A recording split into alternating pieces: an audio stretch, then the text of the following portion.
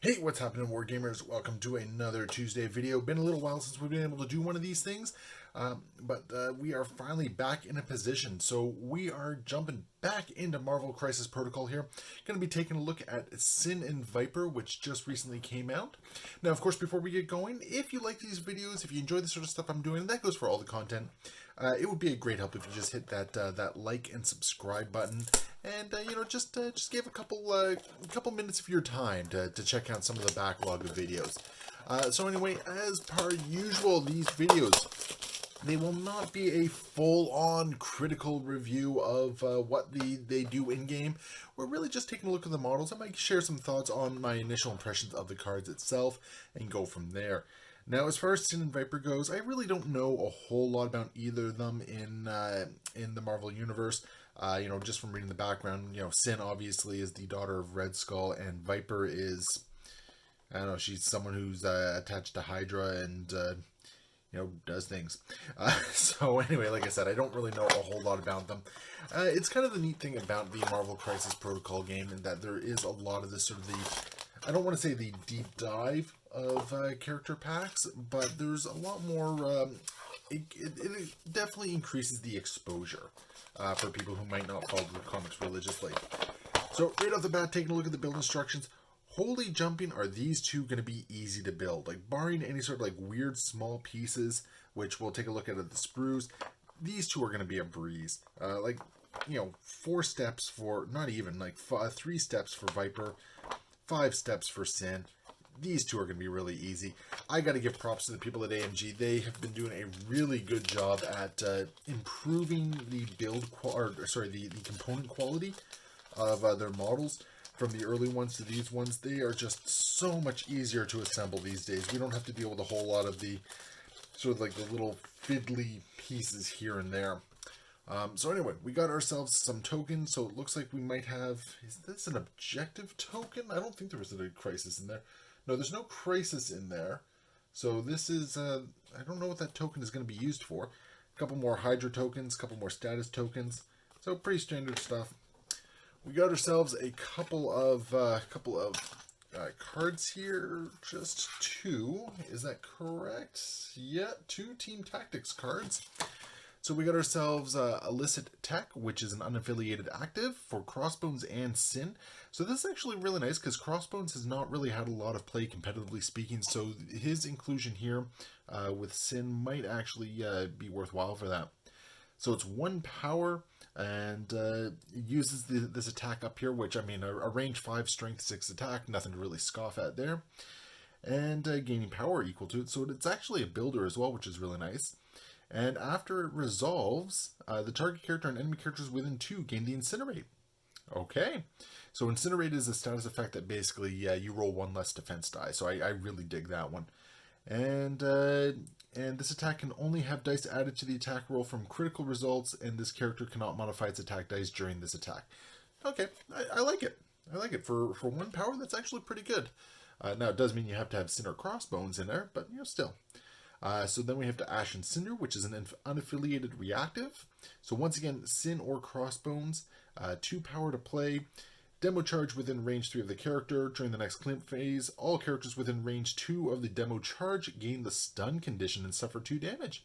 And all terrain features of size 3 or less within range 2 of the demolition charge are removed. Okay. Yeah, wow. Okay, so that's pretty cool. I really like that one as well. So we actually see a couple things that are going to bring Crossbones into play, it looks like. So over here we got Viper, and I'm going to try and focus in here. So just try my best. So Viper itself, 5 health on one side, 5 on the other, so 10 total. Size 2, long movement, 3 threat, 3s across the board for defense. Pretty standard rate there. Got a 5 strength builder at range 2 with poison. Not too bad. Got the Assassin's Pistol, which is, strength 4, range 3 with a stun effect. Only 1 guaranteed power from that one, but still sometimes you just need that 1 guaranteed, right? What else we got here? Viper Strike, which is a 3 power, damage 6, and it has a placement effect, which is kind of nice as well. I'm always a big fan of the movement shenanigans. And with a Wild Venom, after this attack is resolved, the target gains slow and stun. That's actually really cool. I like that. Displacement Ring is a 2 power and placed within 2 of its current position. And then we have Coiled Serpent for 2 power, which is when targeted by an attack within range 2, use the power. Instead of rolling dice equal to its defense, roll 5 dice. If the character suffers no damage from this attack, after the attack is resolved, the attacker suffers 2. I've seen that a couple times. I like it. Very situational, though. And then Stealth. All things considered, Viper's kind of cool. I don't think she's going to be blowing up the game at all, but kind of cool. So over here, we got Sin, which is 4 health on one side, 6 on the other, so 10 across the board. Medium movement, 3 threat, 3s across the board, except for mental, which is a 4. So nice to have that extra little bit of mental defense against things like MODOK and Strange.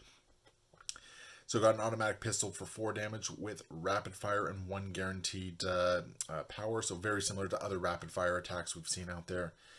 Make It Personal is 4 power, 6 damage with a crit and wild result insult to injury, where it may make an additional Make It Personal attack, paying the power cost, and the additional attack targets the original character and is a mystic attack instead of the normal.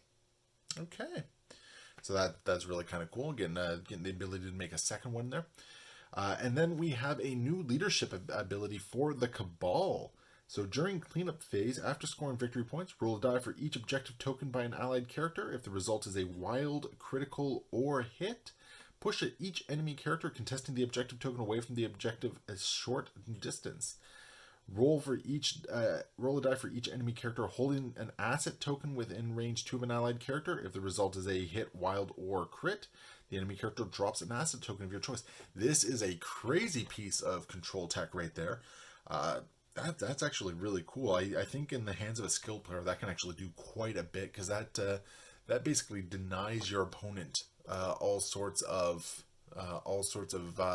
victory points, which is really, really cool.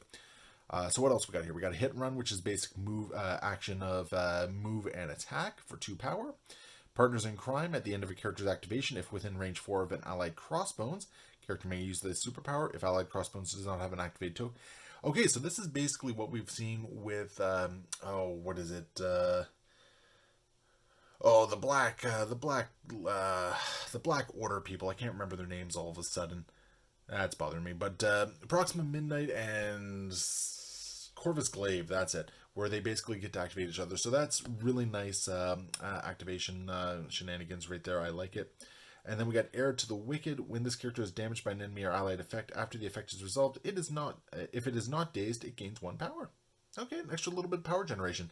And then Stealth at the very end of it all.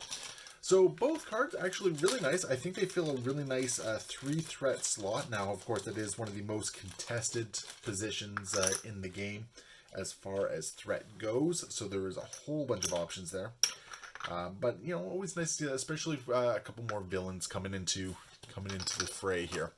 So let's see here. I'm just going to try and zoom in a bit as we're going to be starting to look at the models here. There we go. We got our typical bases. So first off, we have Viper here. And yeah, this is going to be super easy. The pieces are not small at all. They're all decently sized. Oh, geez, yeah. I really like this. Let's see if I can get it to focus in here. There we go. I like that there's actually the scale work on the legs itself. That's actually a really nice touch to make it look like snakeskin. But she looks like she's going to be a breeze to put together, so that's going to be fun. And then we got Sin over here. Let's just get it to focus. There we go. And once again, really easy. We are not dealing with a lot of small pieces here. They do like their separate torsos, though. I have noticed that a lot of the model kits really like that. But that's pretty easy to get around. I like the fact that the guns and the knives are not separate pieces. So again, really going to be simple to put together. So anyone who's been watching these videos knows what comes next. We are going to get some paint on these things and take a look at the finished model. And we're back, and we got Sin and Viper ready for the table here. Just some quick paint jobs. Unfortunately, it was kind of tricky to feel inspired by these ones. I don't know much about the characters themselves, but let's take a look at the models themselves. We're going to take a look at Viper first, and yeah, as you can see, I kind of mangled the face a little bit there. Unfortunately, the markings around the eye a little bit too deep. But the model itself, very nice, good dynamic pose, pushes forward and all that sort of stuff. Got to watch out for the sword. I did have to repair that quickly with some plastic glue, because unfortunately it did snap at one point. Otherwise, very, very simple model. Some of the details are a bit soft, so I got some messy places there I got to go back and clean up a little bit here. And also green is not my strong suit at all. And a little bit of marking around the face there. So unfortunately the paints didn't quite go on as I like. I might actually throw her in the soup and redo it. But Viper has, very, very simple, direct pose, very aggressive, charging forward. I dig it a lot. We are seeing a lot more of those little tactical bases where we're seeing like rocks or other things where the model is jumping off of. Yeah, it's okay. It works, but it's getting a little overplayed. But anyway, yeah, Viper, not too shabby. So we got Sin over here as well. I like Sin's model a little bit more than Viper's. Again, you can see the eyes just a little bit heavy on the lining and whatnot. But it was fun to kind of paint the red, get a little bit of different colors. Very simple in her paint scheme. Not a lot going on with her at all, posed on that rock. I do like, the downward knife with the pistol poised, ready to go and everything like that. But otherwise, very, very simple model. Kind of makes for a good, rally around me type piece. But otherwise, not going to be exploding any popularity contests as far as the model goes.